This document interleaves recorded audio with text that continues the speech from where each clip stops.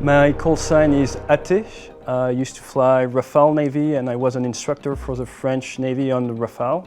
I flew from aircraft carriers, from US aircraft carriers or French aircraft carrier, and I displayed around Europe as well in air shows. As you might expect, my favorite aircraft is the one I flew for a couple hundred hours with the French Navy. So it's the Rafale M.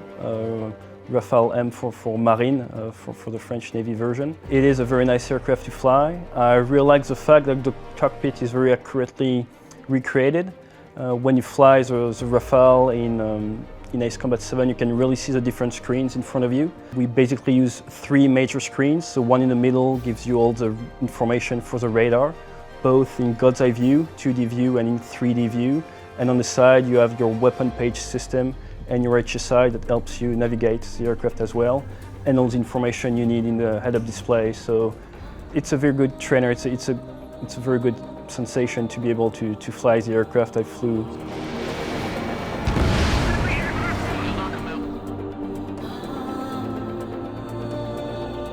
Rain droplets. You're going to see them on the canopy as well. It's something you find in a video game as well, in Ace Combat 7. You can see them, and we have a big game with the clouds in the fighter pod community. It's called cloud surfing. So let's say you find a small cloud or a bigger cloud, and you're going to try to fly your jet as close as possible to the cloud without touching it. So if you want to try it in Ace Combat 7, what you have to do is fly as close as possible to the cloud without getting any rain on your canopy. If you get some rain on your canopy, it's like touching the cloud, so you lose. That's what we call cloud surfing. It's a very, very good way to get some good flying skills, know how to handle your aircraft, and know how to move it in 3D as well, because clouds aren't flat.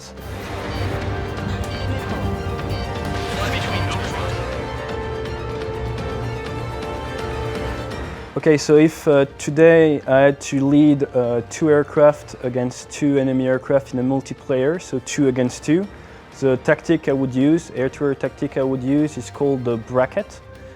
Basically, if 2 enemy aircraft are in front of me like this, I'm going to use my 2 aircraft and I'm going to try to go what we call out of plane, out of phase. So I have a lot of distance between my 2 aircraft, so that the enemy aircraft can only focus on one of us at a time. So basically, if the 2 other guys fly together, we're going to be one very high to the left, the other one very low to the right, and they will have to choose either my wingman or myself.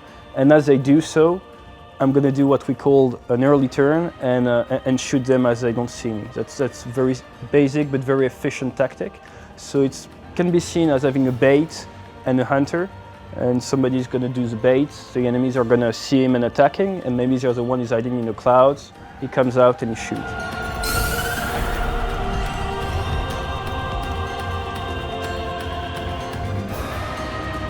What appears to me as the closest to reality is the rhythm.